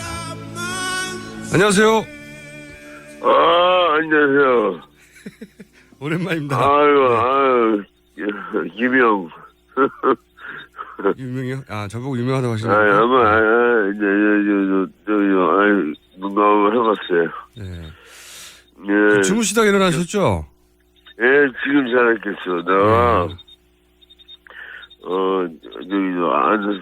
한 시간 전에 깼다가 또 잠이 들었네. 네. 아니, 그래서 저희가 네. 인터뷰 하시기로 했는데 전화를 안 받으셔가지고요. 저희 작가들 요즘, 네. 왜 이렇게 멋있어져요? 응? 아니, 진짜 멋있어져. 저, 잠시 인터뷰를 진행하겠습니다. 예, 알겠습니다. 죄송합니다. 예. 주무시다가, 원래 이렇게 새벽 작업을 하시고, 아직 주무실 타이밍인데 저희 깨웠어요. 죄송합니다. 한동안. 잠깐, 새벽 작업하고, 잠깐 잔다는 게 오늘 좀 알겠어. 어제 공연이 하나 있어가지고. 공연이 있으셔가지고요. 예. 예. 저도 발음이 세계로 유명한데 참. 그 집회 때 말이죠. 그때 물론 집회 때 예. 공연 워낙 많이 하셨지만 100만 명을 앞에 두고 공연하신 건 이번이 처음이시죠? 그렇죠. 네. 처음이죠. 100만 명 앞에 두고 무대에 서니까 기분이 어떠셨어요? 좋았어요. 좀 설레고. 네. 내가 가수인가 보다. 이 올라온 거 보니까. 예. 가수인가 보다. 그런 생각을 했어요. 네. 저희가 노벨식 전화를 드렸네요. 그때 공연이 굉장히 감동적이었다고, 애국가가 이렇게 가슴을 울리는 노래인 줄 몰랐다고, 이런 얘기 많이 듣지 않으셨어요? 공연 후에? 예, 나도, 그런, 생각을 하면서 불렀어요. 그게 원래는 이제 세월호 때, 네. 그쪽 이제 무대 있을 때, 부르고 싶었는데, 네. 그때 못 불렀어요. 그래서 이번에 부르게 된 거예요. 네. 근데, 정말, 그때 왠지 세월호 때 왠지 애국가를 부르고 싶었어요. 애국가를? 네. 애국가를 한번, 정말 좀, 한번 크게 한번 부르고 싶었어요. 제가 이제 전인권 씨라고 불러야 되는데, 지금, 잠이 다 안 깨신 것 같아서, 예. 형님, 일어나시죠? 다 깼어, 다 하지, 진짜. 뭐든지 뭐라, 뭐든지. 네, 알겠습니다. 세월호 얘기하셨는데, 너와 나, 작년에 발표하신 거. 이게 세월호를 생각하시며 만든 노래죠. 예. 그리고 이번에 이제 그렇죠. 길가에 버려지다도 그렇고, 최근에 노무현 전 대통령 소재로 한 영화, 두 도시 이야기 오리지널 사운드 트랙도 하셨고, 쌍용 자동차, 강정마을 공연도 하시고, 이 나이를 드시면서 점점 이 사회 참여적인 활동을 많이 하시는데 혹시 이유가 있으세요? 나이가 먹으니까, 네. 그러니까, 책임감이 더 강해지고, 네. 이렇게 자꾸, 나쁜 생각은 이제 좀 버리게 되고, 그리고 옳은 일에는, 참여를 좀 하고 싶고, 그게 생겨요. 연습 좀 많이 하고 싶어지고. 연습도 많이 아프시고, 예. 네, 60 넘어가면서부터 그렇게 되더라고요. 60 넘어가면서부터. 제가 최근에 술도 끊으시고 정신 바짝 차리시고 노래 연습만 하신다고 해서 전화 연결했는데 아니신 것 같은데. 내가 그때 우리가 4년 전에 내가 그랬잖아. 이제 절대 안 마신다고. 네, 술 드신 거 아니죠? 지금 잠이 그냥 덜 깨신 거죠? 지금 잠이 이제 깨기 시작하고 있어요. 깼어 거의 이제. 네. 이제 인터뷰 끝내야 될 것 같아요, 근데. 왜? 그런데 집회하실 때 노래 중간중간에 다른 분들은 이제 그 애국가가 인상적이었다고 하시는데 저는 뭐가 인상적이었냐면 이 박사모 활동하시는 분들이 혹시 때리면 그냥 맞아라. 중간에 이런 말씀 하셨어요. 왜 그런 말씀 하셨어요? 그래야지, 그 친구들이, 그냥, 우리가 할 일이, 때려도 이 사람도 가만히 있는데, 우리 할 일이 없네. 뭐, 그렇게 될 것 같았어요. 그러니까 그 집회가 꼭 평화적으로 진행되길 바라신 거죠? 그럼요. 당연하죠. 평화, 걱정되는 게, 박사모, 뭐, 이런, 막 싸움이 나고, 무슨, 계엄령 같은 게 막 터지고, 누구나 그런 생각 가지고 있었을 거예요. 그런, 큰 일들이 벌어지지 않을까. 그러니까, 왠지 이렇게 막 가는 세상이, 더 이렇게 진행이 되면은, 이건 좀, 너무 무질서한. 그러니까 지금 현재도 우리가 소속감을 갖고 있지 못하잖아요. 근데 아니 농담 아니고 김어준 씨가 저 많은 소속감을 주고 있어요. 그 소속감이라는 게 우리가 원하는 소속감이라는 게 우리가 양심을 이제 그 세월호로 인해서 양심을 좀 많이 갖게 되는데. 그 양심을 어디다가 누구한테 그 서로 얘기하고 그런 게 전혀 없어진 세상 같이 한 3년을 보냈어요, 진짜. 3년을. 네. 네. 근데 요즘 들어서 이제 조금씩 근데 그래도 요즘에도 사실 좀 약간 어떤 면은 좀 비참한 것 같은 그런 생각이 들어요. 그런데 분명한 거는 좋아질 거예요. 알겠습니다. 제가 인터뷰를 다시 한번 잡아야 될 것 같고요. 네, 오늘은 오늘은 좀 짧지만 제 잘못은 아니고 전희원 씨 잘못이기 때문에 맞아요. 한 가지만 마지막으로 여쭤보면 이번 집회에 나오실 거죠? 5차 집회. 이번 집회에 아마 나갈 것 같아요. 알겠습니다. 집회 나오신 분들에게 당부하고 싶은 말씀 있으세요? 박사마고 싸우지 말라든지. 저 계속 이렇게 이런 식으로 평화 정말 누가 세계 어느 누가 봐도 네네. 정말 대한민국은 불안했지만 정말 정도 많고 우리나라에서는 정 많잖아요. 정 많고 그리고 정말 옳은 것에 대해서 정말 아주 정말 침착하고 그런 모습이 보였으면 참 좋겠어요. 알겠습니다. 오늘은 여기까지 하고요. 저희가 다음에 한 번 더 모셔야 될 것 같습니다. 오늘 말씀 감사합니다. 예. 저희가 밤새 작업하고 주무신 분을 깨워서 인터뷰가 좀 짧아졌는데 대신 그날 부르셨던 노래 지나간 것은 걱정하지 말아요. 그대 잠시 들어보시겠습니다. 그런 의미가 있죠. 우리 다 함께 노래합시다. 후회 없이 꿈꾸었단 말이야. 지나간 것은 지나간 대로 그런 의미가 있죠.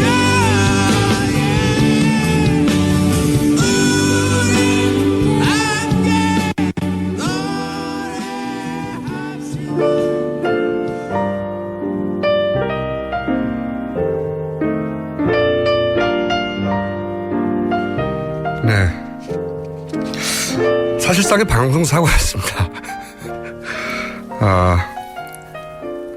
응원과 항의가 동시에 빗발친 인터뷰를 잠시 들으셨습니다. 어떤 분들은 잠도 안 깬 분과 무슨 인터뷰냐 하신 분도 있고 어떤 분들은 내용은 알아들을 수 없으나 진심이 느껴진다 그런 분들도 계시고 저희가 오늘 인터뷰 진행한 것을 완전히 통역해서 다음에 읽어드리겠습니다. 무슨 말씀하셨는지 저도 사실 중간중간에 못 알아듣는 대목이 있어서 어떤 분은 이 코너를 고정으로 해달라고 하시네요.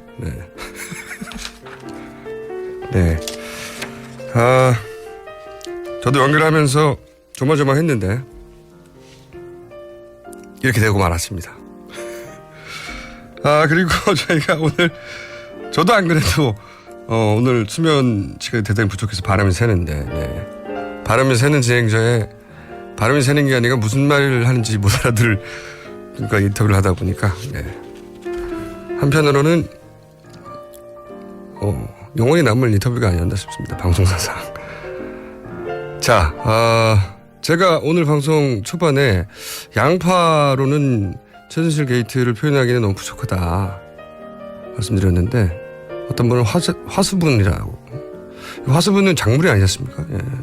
진시황 설화에 나오는 건데. 호박씨 사건. 또 치약.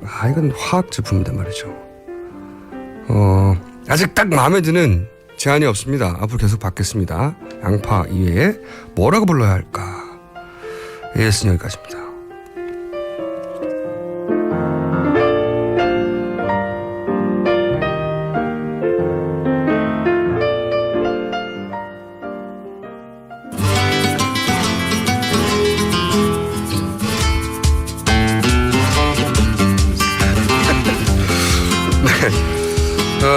미식가 황교익 마클럼이스 나오셨습니다. 예, 안녕하세요. 황교익입니다. 네, 밖에서 저기 전인권 씨 인터뷰 들으셨죠?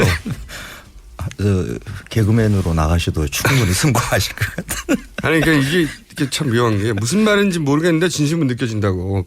몇몇 단어들은 들렸어요. 몇몇 단어들. 뭐 이런 평화, 박사, 뭐.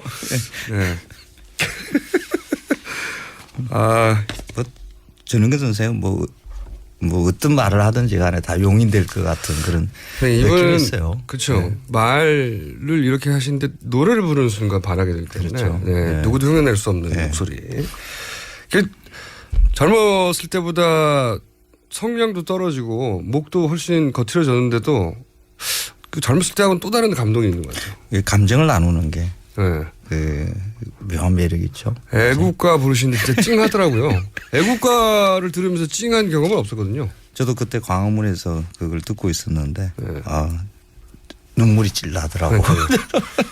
저도 애국가 앞에서 이렇게 사람들 뭐 경례하고 이런 거에 대해서 하도 어린 시절에 국기에 대한 경례 이런 걸 많이 겪다 보니까 저희 세대가 그렇지 않습니까? 그렇죠.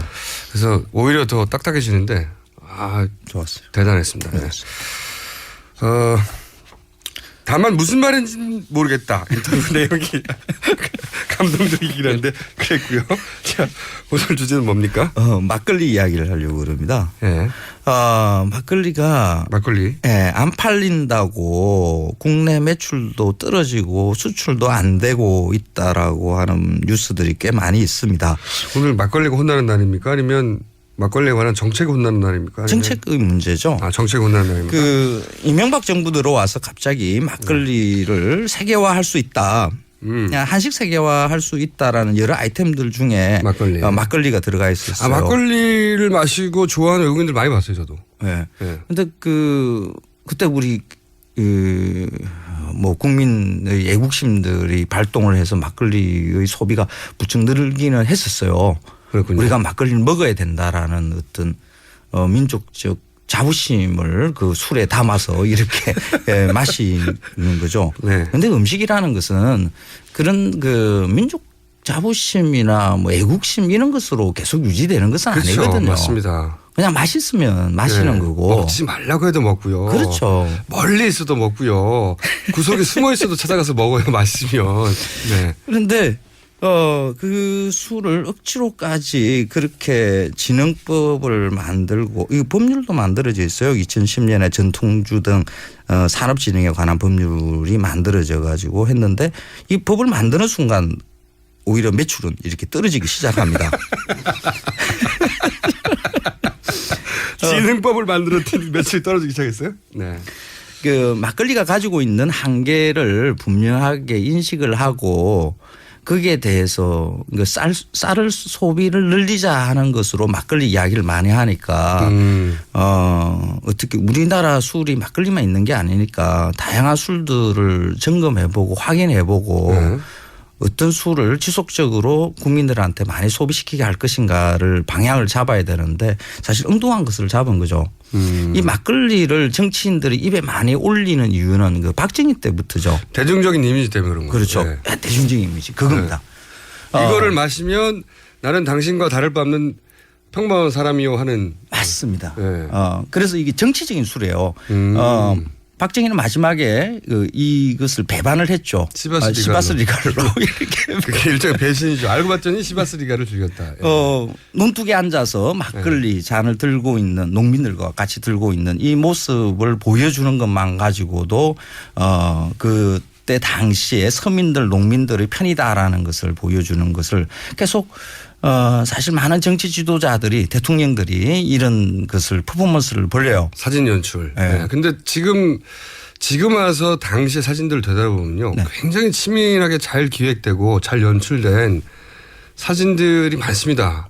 지금 되돌아보면. 그때는 그냥 자연스럽게 받아들였는데 이거 굉장히 전문가가 굉장히 훌륭한 각도로 구도로 찍은 사진들이구나.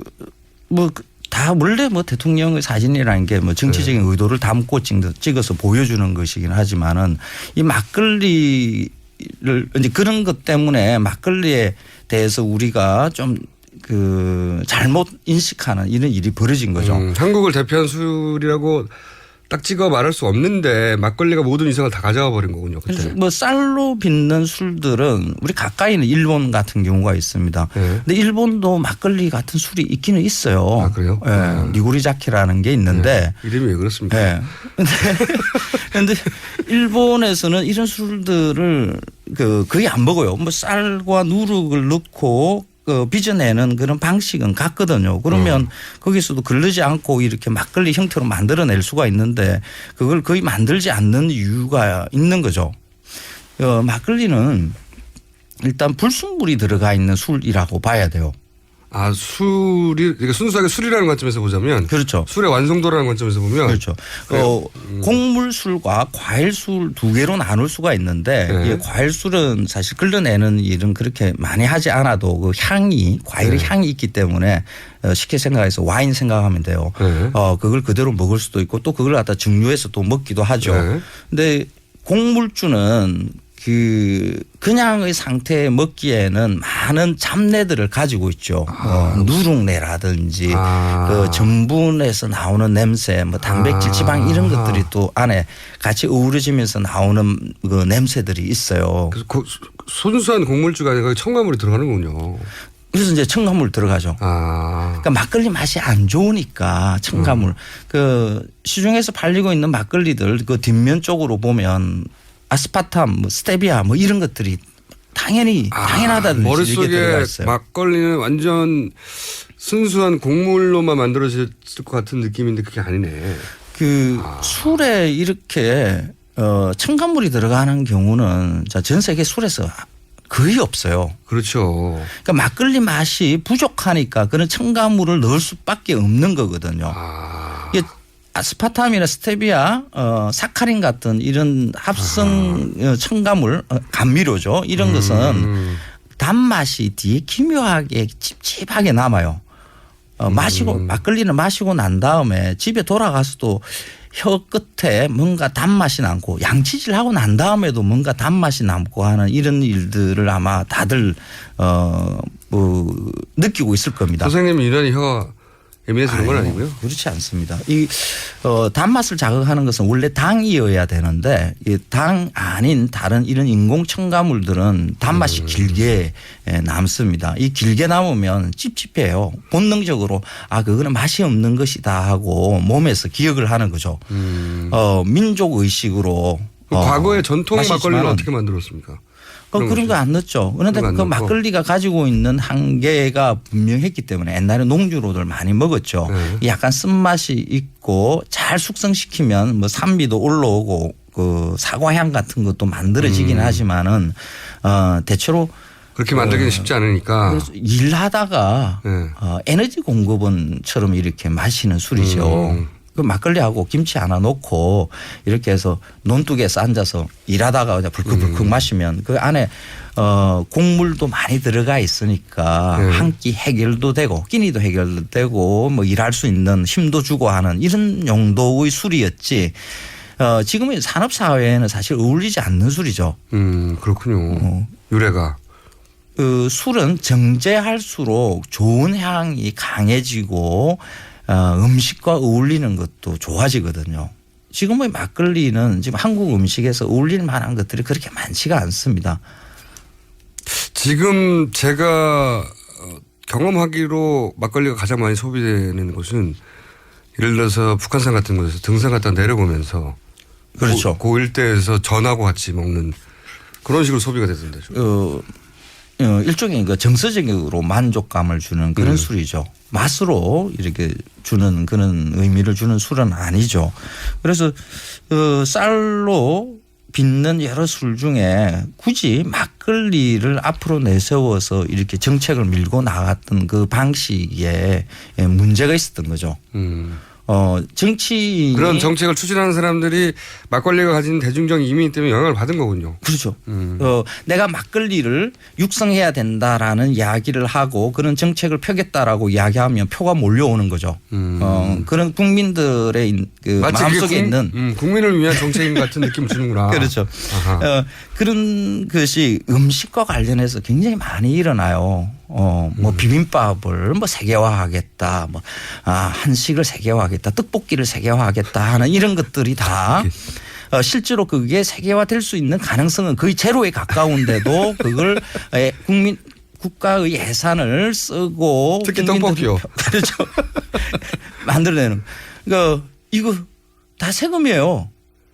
그러니까 헛돈 들어가고 아무 실적도 내지 못하는 이런 것이 만들어지는 게 우리한테 우리 내부에 있는 이런 그 민족 의식들, 우리 민족적 자부심들 이런 게 굉장히 강하잖아요. 국민으로서의 국가에 대한 애국심은 갖는 것은 좋은 일이지만은 이런 뜬금없는 민족 우월주의 이런 것이 정치인들에 의해서 이용당하는 것 중에 하나죠. 그게 자연스럽게 나오는 게 아니라 이제 국가가 기획을 해서 정권에 유리하도록 만들려고 하는 게 문제고 그런 건 항상 실패한다. 게다가 실패합니다. 네. 전통주 진흥법 만들었더니 막걸리 소비가 떨어졌다. 단순합니다. 좋은 술을 빚으면 시장은 자연스럽게 늘어나거든요. 쌀로 할 수 있는 술은 막걸리만 있는 것이 아니라 그 막걸리를 담고 난 다음에 그냥 깨끗한 상태로 약주라 그러죠. 청주로 이렇게 걸러내는 그 술도 있고요. 일본에서는 그런 술들을 참 많이 먹죠. 또 그것을 한 번 더 소주 고루에 내서 이렇게 뽑아내는 소주도 있고요. 그런 술들이 훨씬 낫고요. 그러면 뭐랄까요. 나는 입맛이 취향이 막걸리 쪽이긴 하다. 네. 그런데 말씀하신 대로 이렇게 첨가물들이 인공화학물 조미료들이 많이 들어가면 네. 진짜를 찾고 싶으면 어디 가야 됩니까? 진짜 우리 전통적인 방식으로 잘 우려낸. 그 요즘 지역에서 그 첨가물을 넣지 않은 이런 막걸리들을 내는 그 양조장도 이렇게 조금씩 생기기 시작했고요. 찾아봐야 되는구나. 그리고 하우스 막걸리라고 해서 요즘 소규모로 하우스 와인이 아니고 하우스 막걸리. 그 하우스 비어 해가지고 그거하고 똑같이 직접 제조하는군요. 식당에서 제조해서 판매하는 게 법으로 허용을 하고 있거든요. 그렇게 해서 막걸리 내는 가게들이 좀 있어요. 이제 그런 데 가서 전통도 진흥법하고는 아무 상관없이. 그렇죠. 그 법에 의해서 이제 이런 게 하나가 좀 가능한 것 중에 하나이기는 한데 좋은 막걸리는 아주 어쩌다가 발견이 돼요. 그리고 이 막걸리의 한계가 그 좋은 막걸리를 한번 먹었는데 또다시 그 막걸리를 다시 먹을 확률은 굉장히 떨어져요. 막걸리는 맛이 계속 변하거든요. 오늘 다르고 내일 다르고요. 그 막걸리가 계속 숙성이 되어 가면서 맛이 변하게 되다. 그렇죠. 맛이 계속 그 안에 병 안에서 계속 발효 숙성이 일어나니까. 근데 이것을 가지고 장점이라고 이야기하는 분들도 있는데 그렇지 않습니다. 그 내가 먹었던 그 막걸리 브랜드가 또 내일 먹어도 1년 후에 먹어도 똑같은 맛이 난다라는 그 보장이 있어야 그 막걸리를 계속 찾게 되는 거거든요. 그때그때에 따라서 이랬다가 저랬다 하는 것은 그 품질에 문제가 있는 것이다라고 봐야 되는 거죠. 네. 이것까지, 여기까지가 황교익 막걸리미스트의 막걸리에 대한 일단 기본적으로 진흥법 정책에 대한 비판이었고요. 막걸리 자체도 별로 안 좋아하시는 것 같습니다. 다른 그 쌀술 맛있는 것도 많이 있어요. 그걸 갖다가 키워야죠. 오늘 여기까지 듣겠습니다. 감사합니다. 네, 고맙습니다. 황교익 막걸리미스트였습니다. 지나간 것은 지나간 네. 이번 주말에는 거리에서 뵙겠습니다. 저를 발견하시면 너무 큰 소리로 안녕하지 마세요. 부끄러워 죽겠습니다. 안녕.